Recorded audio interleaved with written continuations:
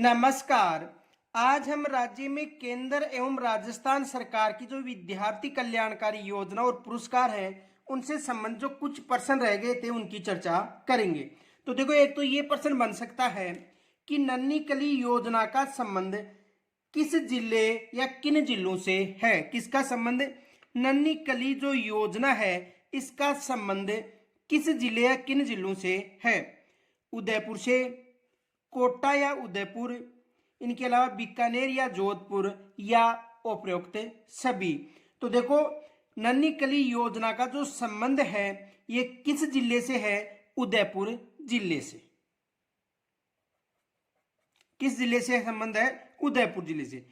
दूसरा प्रश्न देखो, ये बन सकता है जो गार्गी पुरस्कार है ये दिया जाता है। देखो, गार्गी पुरस्कार है ये बालिकाओं को दिया जाता है और बसंत पंचमी को ये पुरस्कार दिया जाता है। किस कब दिया जाता है? बसंत पंचमी को ये पुरस्कार दिया जाता है। और किनको दिया जाता है? बालिकाओं को दिया जाता है। अब देखो, जो गार्गी पुरस्कार दिया जाता है खेल के क्षेत्र में दिया जाएगा, या शिक्षा के क्षेत्र में, या चिकित्सा के क्षेत्र में, या सभी। तो देखो, गार्गी पुरस्कार है ये शिक्षा के क्षेत्र में दिया जाता है। किस क्षेत्र में दिया जाता है? शिक्षा के क्षेत्र में, ये याद रखना। और किनको दिया जाता है? केवल बालिकाओं को ये पुरस्कार दिया जाता है। गार्गी पुरस्कार बालिकाओं को दिया जाता है, बसंत पंचमी पर दिया जाता है, और किस क्षेत्र में दिया जाता है? शिक्षा के क्षेत्र में। तो इसका ऑप्शन क्या होगा? ब, यानी शिक्षा के क्षेत्र में। अगला प्रश्न देखो, जो नन्ही कली योजना है का प्रारंभ कब किया गया था? यानी ये जो नन्ही कली योजना है इसका प्रारंभ तो कहां से किया गया था? उदयपुर से। ये याद रखना, नन्ही कली योजना का प्रारंभ कहां से किया गया था? उदयपुर से किया गया था। और इसका प्रारंभ कब किया गया था? 2006-07 के सत्र में, या 2007-08 के सत्र में, या 2019-20 के सत्र में, या 2022-23 के सत्र में। तो याद रखना, जो नन्ही कली योजना है इसका जो प्रारंभ है उदयपुर में 2006-07 के सत्र में किया गया था। तो उदयपुर में तो इसका प्रारंभ हुआ था। कब हुआ था? 2006-07 में। अगला प्रश्न है, शारीरिक क्षमता युक्त बालिकाओं हेतु आर्थिक सबलता पुरस्कार कब प्रारंभ किया गया था? जो भी शारीरिक अक्षमता वाली जो बालिकाएं हैं उनके लिए एक पुरस्कार प्रारंभ किया गया था, आर्थिक सबलता पुरस्कार। तो शारीरिक अक्षमता युक्त जो बालिका हैं उनके लिए जो आर्थिक सबलता पुरस्कार है ये कब प्रारंभ किया गया था? 2019-20 के सत्र में, या 2017-18 में, या 2005-06 में, या 2004-05 में। तो देखो, ये जो पुरस्कार है ये कब प्रारंभ किया गया था? 2005-06 में। कब किया गया था? 2005-06 में। अगला प्रश्न देखो, अगला प्रश्न ये है कि जो नन्ही कली योजना है, नन्ही कली योजना में एसटी की अध्ययन कर रही, एसटी वर्ग की जो बालिकाएं अध्ययन कर रही बालिकाओं को कितने रुपए वार्षिक सहायता प्रदान की जाती है?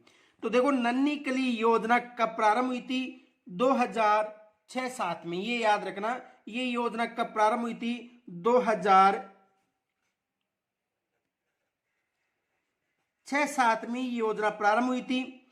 और इस योजना के तहत जो बालिकाएं किस वर्ग की? एसटी वर्ग की। तो इन बालिकाओं को वार्षिक 1800 रुपए दिए जाते हैं। कितने रुपए दिए जाते हैं? 1800 रुपए वार्षिक दिए जाते हैं। तो नन्ही कली योजना में एसटी की अध्ययन कर रही बालिकाओं को कितने रुपए की आर्थिक सहायता दी जाती है? 1800 रुपए की। और ये योजना कब प्रारंभ की गई थी? ये याद रखना, 2006-07 में योजना प्रारंभ की गई थी। अगला प्रश्न देखो, मुख्यमंत्री हमारी बेटी योजना कब प्रारंभ की गई थी? मुख्यमंत्री हमारी बेटी योजना कब प्रारंभ की गई थी? तो देखो, मुख्यमंत्री हमारी बेटी योजना 2010-11 में प्रारंभ की गई थी, या 2011-12 के सत्र में, या 2013-14 के सत्र में, या 2015-16 के सत्र में प्रारंभ की गई थी। तो याद रखना, मुख्यमंत्री हमारी बेटी योजना 2015-16 के सत्र में प्रारंभ की गई थी। कब की गई थी? 2015-16 के सत्र में। तो इसमें क्या होगा? ऑप्शन में ड, यानी कब प्रारंभ की गई थी? 2016-17 का जो सत्र था, इस सत्र में यह जो मुख्यमंत्री हमारी बेटी योजना है यह प्रारंभ की गई थी। अगला प्रश्न देखो, बालिका प्रोत्साहन पुरस्कार 2008-9 में प्रारंभ किया गया था, यह पुरस्कार कब दिया जाता है?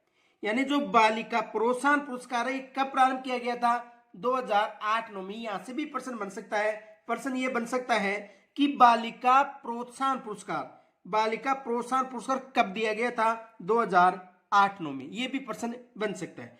तो बालिका प्रोत्साहन पुरस्कार 2008-9 में प्रारंभ किया गया था। यह पुरस्कार कब दिया जाता है? बसंत पंचमी को दिया जाता है, या बाल दिवस पर दिया जाएगा, बालिका दिवस या शिक्षक दिवस।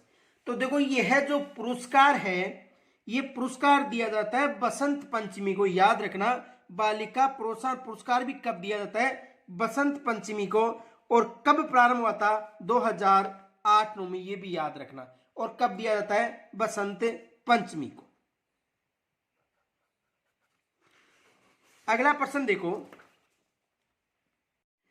गार्गी पुरस्कार किन छात्राओं को दिया जाता है? देखो, माध्यमिक शिक्षा बोर्ड अजमेर से उत्तीर्ण बालकों को दिया जाता है, सीबीएसई से उत्तीर्ण को दिया जाता है, केंद्रीय विद्यालय से उत्तीर्ण को दिया जाता है, या तथ्य गलत है? देखो, यह प्रश्न बन सकता है कि जो गार्गी पुरस्कार है किन छात्राओं को दिया जाता है। तो याद रखना, गार्गी जो पुरस्कार है ये माध्यमिक शिक्षा बोर्ड से जो उत्तीर्ण छात्राएं हैं इनको दिया जाता है। किनको दिया जाता है? माध्यमिक शिक्षा जो बोर्ड अजमेर है इनमें जो उत्तीर्ण बालिकाएं हैं इनको दिया जाता है। अब देखो, यहां पर क्या पूछा गया है? गार्गी पुरस्कार किन छात्राओं को दिया जाता है? माध्यमिक शिक्षा बोर्ड अजमेर की छात्राओं को दिया जाता है। लेकिन यहां पर क्या लिख रखा है? बालक। तो बालकों को नहीं दिया जाता है, यह केवल बालिकाओं को दिया जाता है। ये याद रखना। तो ये भी नहीं होगा, क्योंकि माध्यमिक शिक्षा बोर्ड अजमेर से उत्तीर्ण बालिकाओं को दिया जाता है, न कि बालकों का। तो ये भी गलत हो गया। सीबीएसई से कोई मतलब नहीं है। इनके अलावा जो केंद्रीय विद्यालय से उत्तीर्ण है इनको भी ये पुरस्कार नहीं दिया जाता है। तो इसका मतलब क्या हो गया? तथ्य गलत हो गया। यदि वहां पर मिलता आपको माध्यमिक शिक्षा बोर्ड अजमेर से उत्तीर्ण बालिका, यदि यहां पर बालिका होता तो फिर ऑप्शन कौन सा सही होता? ए सही होता। लेकिन यहां पर क्या है? बालक है, इस कारण तथ्य गलत हो गया। ये याद रखना। तो गार्गी पुरस्कार किनको दिया जाता है? माध्यमिक शिक्षा बोर्ड अजमेर से उत्तीर्ण जो बालिकाएं हैं इनको दिया जाता है, न कि बालकों को यह पुरस्कार दिया जाता है। अगला प्रश्न देखो, अगला प्रश्न क्या है? अगला प्रश्न यह है कि आपकी बेटी योजना के तहत, किसके तहत? आपकी बेटी जो योजना है, आपकी बेटी योजना के तहत कक्षा 9 से 12 में अध्ययनरत बालिकाओं को प्रति वर्ष राशि दी जाती है। देखो, यहां से भी प्रश्न बन सकता है कि आपकी बेटी योजना में जो किन कक्षाओं के लिए है, यानी पूर्व प्राथमिक, प्राथमिक, उच्च प्राथमिक, ये भी प्रश्न बन सकता है। तो देखो, आपकी बेटी योजना के तहत कक्षा 9 से 12 तक अध्ययनरत बालिकाओं को प्रति वर्ष, यानी किसकी बात करें? कक्षा 9 से 12 तक की जो अध्ययनरत बालिकाओं की बात करें तो कक्षा 9 से 12 तक अध्ययनरत बालिकाओं को प्रति वर्ष कितने रुपए दिए जाते हैं? 1000 रुपए, 2100 रुपए, या 2500 रुपए, या 5000 रुपए?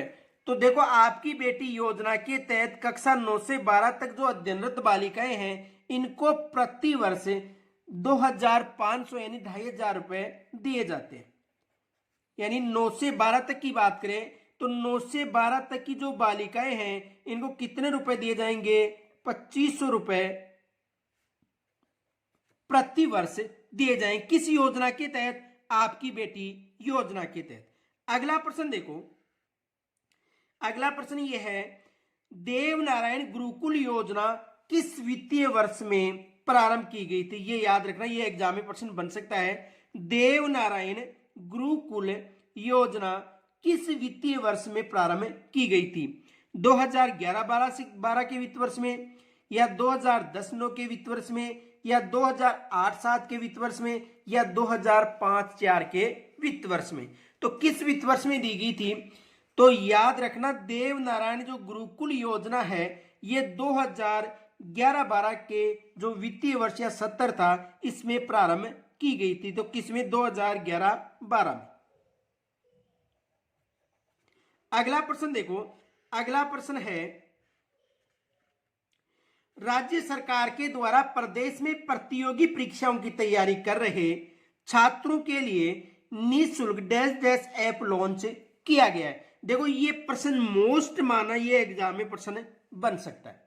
तो देखो राज्य सरकार के द्वारा जो प्रदेश में जो प्रतियोगी परीक्षाओं की जो तैयारी कर रहे हैं छात्रों को निःशुल्क कौन सा ऐप लॉन्च किया गया है? देखो अनुप्रति ऐप, संबल ऐप, शिक्षावाणी ऐप या दिशारी ऐप। तो देखो अनुप्रति तो एक योजना थी जिसमें कोचिंग कराई जा रही है। तो देखो जो राज्य सरकार के द्वारा जो प्रदेश में जो प्रतियोगी परीक्षाओं की तैयारी कर रहे छात्रों के लिए जो निःशुल्क ऐप है ये कौन सा ऐप है? दिशारी ऐप। ये याद रखना कौन सा ऐप है? दिशारी ऐप। अगला प्रश्न देखो, अगला प्रश्न यह है, महात्मा गांधी सर्वोदय विचार परीक्षा जो राज्य स्तरीय का प्रारंभ किया गया। महात्मा गांधी सर्वोदय विचार परीक्षा जो राज्य स्तरीय का प्रारंभ किया गया अगस्त 2019 में, अगस्त 2020 में, अगस्त 2021 में और अगस्त 2022 में। तो महात्मा गांधी सर्वोदय विचार परीक्षा अगस्त 2022 से प्रारंभ की गई थी। कब की गई थी? अगस्त 2022 से प्रारंभ की गई थी। अगला प्रश्न देखो, अगला प्रश्न यह है, अनुप्रति कोचिंग योजना सत्र 2022-23 की बात करें तो अनुप्रति कोचिंग योजना में सत्र 2022-23 में इस योजना में कितने विद्यार्थियों को लाभ मिलेगा? किस योजना के तहत? अनुप्रति कोचिंग योजना के तहत। और किस सत्र की बात करें? 2022-23 के सत्र की बात कर रहे हैं। तो इस सत्र में विद्यार्थियों को लाभ मिलेगा 15,000 विद्यार्थियों को, 10,000 विद्यार्थियों को, 30,000 विद्यार्थियों को, या तथ्य गलत है। तो देखो कितने विद्यार्थियों को लाभ मिलेगा इस योजना के तहत? इस योजना के तहत 15,000 विद्यार्थियों को लाभ मिलेगा। कितने को? 15,000 विद्यार्थियों को लाभ मिलेगा। अगला प्रश्न देखो, मुख्यमंत्री जो बाल गोपाल योजना है ये कब, इसको कब मंजूरी मिली थी? ये याद रखना, मुख्यमंत्री बाल गोपाल जो योजना है इसको कब मंजूरी मिली थी? तो मुख्यमंत्री बाल गोपाल योजना को 23 जून 2022 में मंजूरी मिली थी। कब मिली थी? 23 जून 2022 में किसको मंजूरी मिली थी? मुख्यमंत्री बाल गोपाल योजना को। अगला प्रश्न देखो, अगला प्रश्न है, मुख्यमंत्री बाल गोपाल योजना में सप्ताह में 2 दिन दूध वितरण किया जाता है, यानी 7 दिन में 2 दिन दूध वितरण किया जाएगा। किसके तहत? मुख्यमंत्री बाल गोपाल योजना के तहत। अब ये 7 दिन में कौन कौन से वार होंगे? सोमवार या शनिवार होगा, मंगलवार शुक्रवार होगा, या बुधवार शनिवार होगा, या सभी होगा। तो देखो मुख्यमंत्री जो बाल गोपाल योजना है इस योजना के तहत सप्ताह में कितने दिन दूध दिया जाएगा? यह भी प्रश्न बन सकता है कि मुख्यमंत्री बाल गोपाल योजना का संबंध किससे है? तो मुख्यमंत्री बाल गोपाल योजना का संबंध दुग्ध वितरण से है। दूसरा प्रश्न यह बन सकता है, मुख्यमंत्री बाल गोपाल योजना का सप्ताह में कितने दिन दूध वितरण किया जाएगा? 2 दिन। और तीसरा प्रश्न यह बन सकता है कि मुख्यमंत्री बाल गोपाल योजना का सप्ताह में 2 दिन दूध वितरण किया जाएगा। कब कब? मंगलवार और शुक्रवार को। ये याद रखना, मंगलवार और शुक्रवार को। तो यहां से 3 प्रश्न बन सकते हैं। पहला प्रश्न, मुख्यमंत्री बाल गोपाल योजना के तहत दूध वितरण किया जाता है, कितने दिन? 2 दिन। सप्ताह में कितने दिन? 2 दिन। कौन कौन से वार? मंगलवार और शुक्रवार। अगला प्रश्न देखो, अगला प्रश्न ये है, जो मंत्रा कार्यक्रम है इसका संबंध है। किस कार्यक्रम का? मंत्रा कार्यक्रम का संबंध है। विज्ञान पढ़ने वाले बच्चों से, साहित्य पढ़ने वाले बच्चों से, या सामाजिक व नागरिक शास्त्र पढ़ने वाले बच्चों से, या सभी से। देखो ये एग्जाम में ये प्रश्न भी बन सकता है कि मंत्रा कार्यक्रम का संबंध है। तो देखो मंत्रा जो कार्यक्रम है विज्ञान पढ़ने वाले बच्चों से संबंधित है, यानी देखो ये जो मंत्रा कार्यक्रम है ये इसका संबंध किससे है? विज्ञान पढ़ने वाले बच्चों से। यानी देखो विज्ञान पढ़ने वाले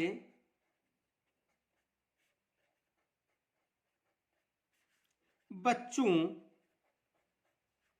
की देश के नामी वैज्ञानिक, देश के नामी वैज्ञानिक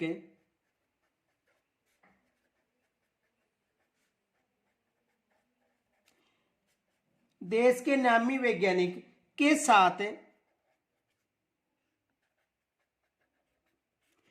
साथ लैब में प्रशिक्षण मिलेगा, लैब में प्रशिक्षण मिलेगा। तो देखो विज्ञान पढ़ने वाले बच्चों को देश के नामी जो वैज्ञानिक हैं इनके साथ लैब में जो प्रशिक्षण मिलेगा, इस कार्यक्रम का नाम क्या है? मंत्रा कार्यक्रम। कौन सा कार्यक्रम है? मंत्रा कार्यक्रम। तो मंत्रा कार्यक्रम का संबंध किस विषय से हो गया? विज्ञान पढ़ने वाले बच्चों से। ये याद रखना, एग्जाम में प्रश्न बन सकता है कि मंत्रा कार्यक्रम में किनके साथ प्रशिक्षण दिया जा रहा है? जो नामी वैज्ञानिक हैं उनके साथ लैब में प्रशिक्षण दिया जाएगा। और किस विषय के लिए? विज्ञान पढ़ने वाले बच्चों के लिए। अगला प्रश्न देखो, अगला प्रश्न ये है राज्य सरकार के द्वारा, किसकी बात करें? राज्य सरकार के द्वारा जो राज्य सरकार के द्वारा शिक्षा संकुल को dash dash Rajiv Gandhi career portal का लोकार्पण किया गया। यानी राज्य सरकार के द्वारा जो शिक्षा संकुल से है उसमें जो राजीव गांधी कैरियर जो पोर्टल है इसका लोकार्पण कब किया गया था? 7 फरवरी 2019 को किया गया था, 7 मार्च 2019 को किया गया था, 7 मई 2019 को किया गया था, या 7 जून 2019 को किया गया था। तो राज्य सरकार के द्वारा जो शिक्षा संकुल है उससे 7 फरवरी 2019 को राजीव गांधी कैरियर पोर्टल का लोकार्पण किया गया था। कब किया गया था? 7 फरवरी 2019 को। कब किया गया था? 7 फरवरी 2019 को। अगला प्रश्न देखो, अगला प्रश्न ये है कि शिक्षा दर्शन कार्यक्रम प्रतिदिन कितने समय प्रसारित होगा?